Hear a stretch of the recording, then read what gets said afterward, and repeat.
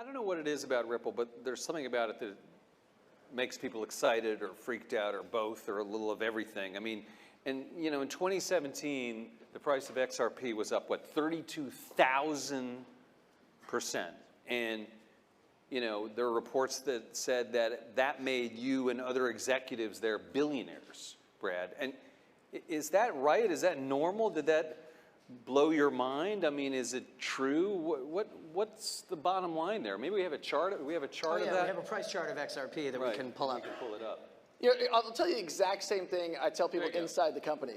Woo! Look at that. When I say inside the company is the exact same thing I would say outside the company. The price of XRP over 3 hours, over 3 days, over 3 weeks, or even 3 months, that is not success. That's not how I measure success. I think about success over the next 3 to 5 years.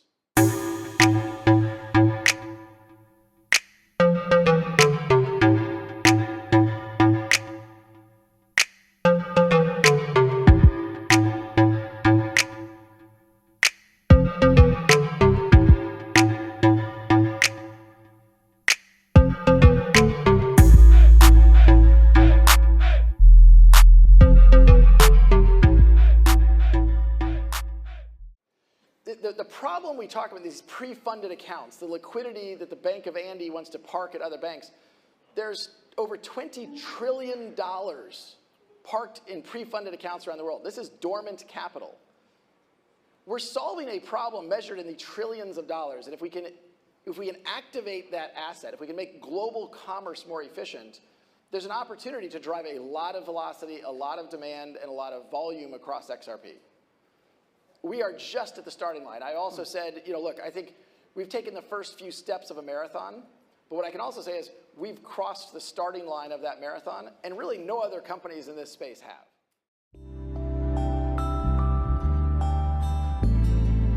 I'd like to introduce you to the miracle of Chinese bamboo.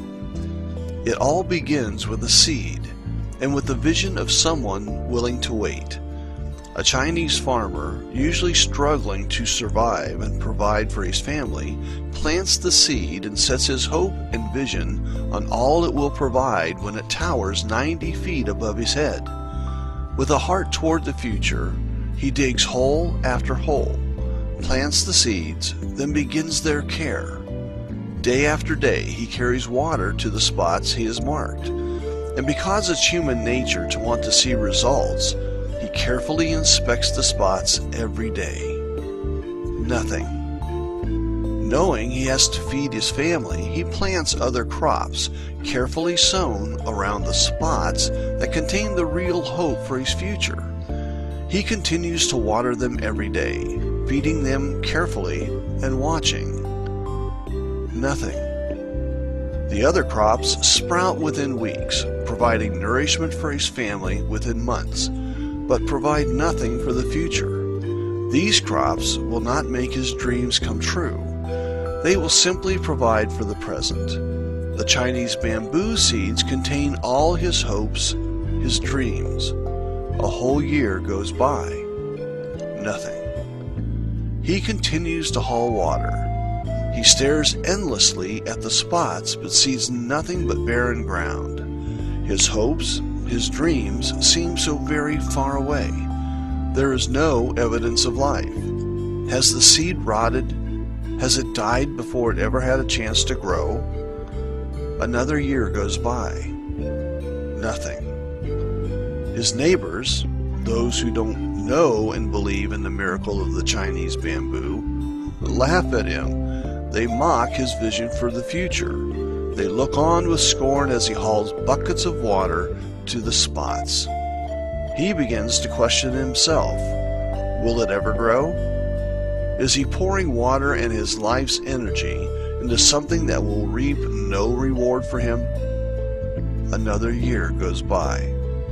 Nothing. 3 years of pouring water, energy, and hope into the Chinese bamboo. Nothing to show for it. Yet he's heard of the miracle of the Chinese bamboo. He's heard of the huge rewards that come to those who believe. One day he stands over the spots, and he cries his frustration and fears. The spots reveal nothing, the barren ground seeming to mock him, yet the wind whispers hope to him. He sighs and hauls yet more buckets of water. Another year goes by. Nothing. 4 years. 4 years of hoping, wishing, and diligently tending his dream. Surely the miracle will happen now. His neighbors have quit laughing. They no longer even care, yet they talk quietly among themselves of the farmer who isn't quite right. At this point, the farmer isn't even sure. Yet he's fallen into a habit, so he continues to water the spots. He continues to feed them. It's simply what he does now, with no knowledge of reward, just the simple, now unspoken hope that life resides beneath the spots he so carefully tends. Another year passes. Nothing. 5 years. The farmer is tired of hauling buckets, tired of growing and tending so many other crops to feed his struggling family, tired of trying to keep his dream alive, tired of seeing no results day after day. He stares hopelessly at the spots. There cannot possibly be life after so many years. He must have watered them wrong. He must not have fed them correctly. If only he had done things differently, there would be growth. Despair rocks his soul. 5 years he has poured into his dream, into his hope for a better future. His dream mocks him. The vision of a better life for his family melts away under harsh reality. Tears fill his eyes as he grabs for the last hope residing in his soul and slowly lifts the bucket to pour water onto his dream. After 5 years, he realizes it would be folly to give up. Then comes the morning when the whole village is jolted awake by the cries of joy from the farmer. They watch startled from their windows as he runs down the dusty road calling for his family to come see. As his family races back up the road after him, the rest of the village pours from their houses to see what has this crazy farmer so excited. They find the family clustered around the spots, talking excitedly. From the edge of the road, they can see green sprouts thrusting out from the barren ground. They seem to be growing before their very eyes. The farmer is dancing. The miracle has happened, he cries. The miracle has come. The spots become the place for everyone in the village to come, watching in amazement as the bamboo grows and grows and grows. 5 feet, 10 feet, 20, 30, 40, 50, 60, 70, 80, 90. In just 6 weeks, the bamboo has grown 90 feet tall. 5 years of nothing, and now this. 90 feet in 6 weeks.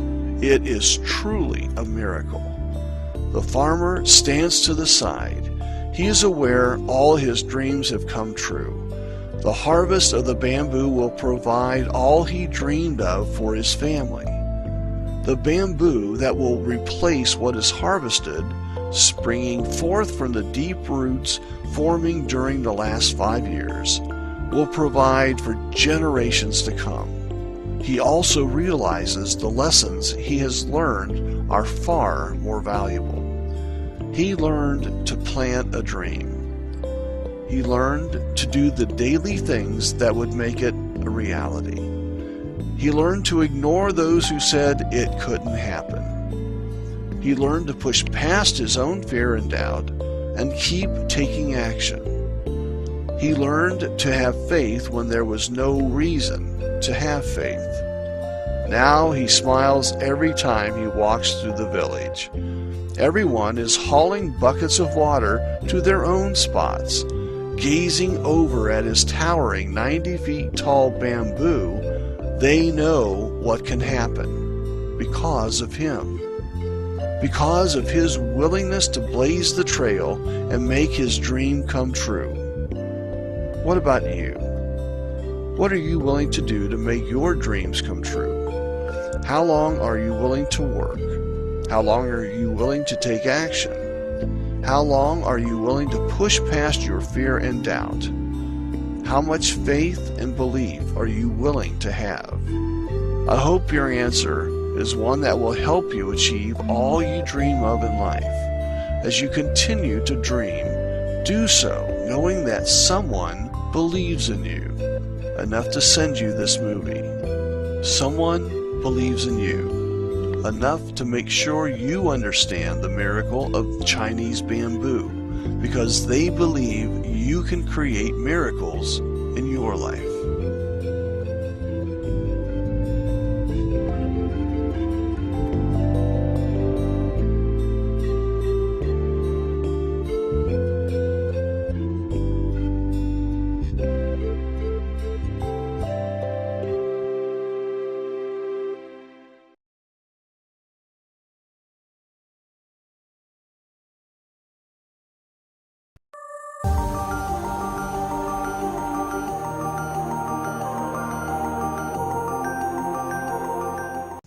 What is up, good people? Jungle Inc. here, and apparently the sky is falling, the world's coming to an end, and Ripple XRP is dropping like a brick. I've been getting Twitter DMs, text messages, Facebook posts. Everyone is worked up into a fit. And until I started getting these direct messages, I didn't even know the price has gone down. I could care less. And that's the true assessment. I believe Ripple XRP is going to bring real-world utility, and that's where I'm going to make my gains. That's where I'm going to make my money. But until that happens, it's really irrelevant what the speculation does. What really gets me fired up is news of new partners, news of new XRapid testing results, things that are actually going to get me closer to my goal. The speculation is irrelevant. That could take you as far as $5 or $10. I'm not interested in those type of gains. I'm interested in Bentley time, retirement time, things of that nature, and speculation won't get me to that level. Now, someone the other day said, Jungle, you gotta be realistic. Everything is all sunshine and rainbows, milk and cookies with you. It's always the good. And I gotta be honest, all I see is great things from Ripple XRP. I don't see any real risks or competitors on the horizon, but that doesn't mean they're not there. Ripple could go belly up. They could come up short. They have to change the world for us to be successful. I admit that. But I accept those risks because if we do get the job done, and Ripple does change the world, the rewards will be mind-boggling. Don't get caught up on the day-to-day price fluctuations. I know it's easy for me to say no one likes to look at their account and see they lost half of it, a third of it. But it's part of the game. And I understand this game ain't for everyone. But if you want to be successful, you have to detach the monetary value from your XRP. You can't follow it day to day. It's going to drive you nuts. It's like a high-stakes poker player. They fire out bets that are large enough to buy a house. And they do so without blinking an eye. Because they know mathematically they're making the correct play. And if they do so time after time, day after day, eventually they'll come out on top when you add it all up. Today, we fired out a bet and we lost. The price is down. But long run, with everything Ripple is setting up, the odds and the mathematics are on our side. Keep firing those bets in there. Keep acquiring more XRP as your budget allows. And you're going to come out successful. Now the problem is this. If you're really going to let the speculation drive you wild, if that's really what is driving your investment, then XRP is probably not the right investment for you. There's a lot of other low supply coins that I think would be better. coins that can really spike based on speculation and make you a bunch of money. I think Litecoin is fantastic. In the grand scheme of digital assets, it's fairly low supply. Not as low as Bitcoin, but pretty darn good. I think it has some real-world utility. It has history. If you're a speculation-based trader, that's a fantastic play. And there's many other ones. But Ripple XRP, to me, if all it ever comes down to is speculation, it's not a good bet. It's my belief that it's going to change the world, and we're going to see trillions of dollars running through the marketplace day after day that's going to drive this price up. That hasn't happened yet, so you can't expect the price to blow up and go crazy. It can't be Bentley time until we flip those switches on XRapid and all of these different financial institutions are using XRP to facilitate their money movement in a major way for a large percentage of their transactions. Until that happens, it's really not very meaningful. It's just time to buy, time to acquire, or time to find a new hobby. It just depends on what drives you. But when you look at how quick Ripple is ramping things up and you compare it to the whole path that Bitcoin had to go on and how long it went, but the people that truly believed in what Bitcoin was doing were rewarded, and rewarded handsomely. And I think XRP has a chance to beat that on a percentage basis, no problem. And it's going to do it a lot faster. But you have to stay in the game through all the lows and not flip out on the highs either. That's a tough one. When you see that price fly up, that's real money sitting there that you could take off the table. That's tough to turn down, even tougher than the lows. But stick with it. Give it 36 months and see where we end up. And I think you'll be handsomely rewarded. As always, please like, please subscribe. The revolution will be televised right here on Jungle Inc. The deluge wakes another forest inhabitant.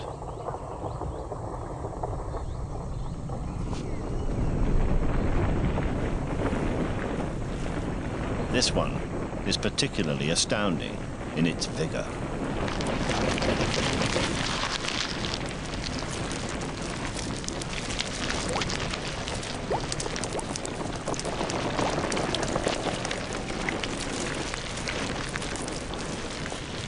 It can grow up to 1 meter a day, fast overtaking the other plants around it.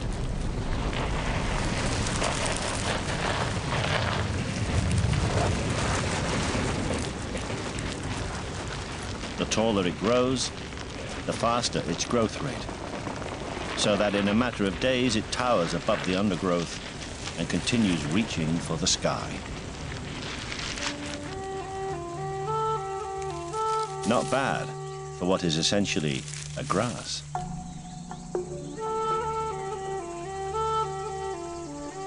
It's bamboo.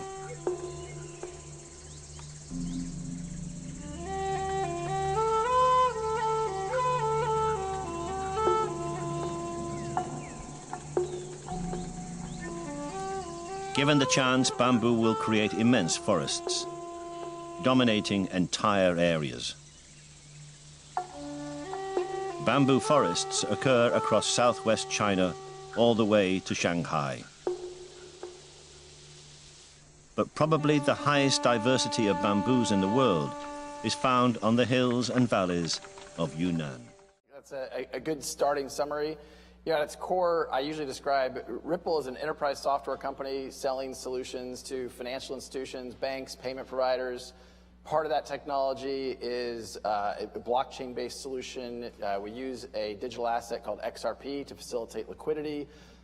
We have a series of products we sell into that market, and we've been fortunate. I think we've focused very clearly on one vertical, payments, and particularly cross-border payments.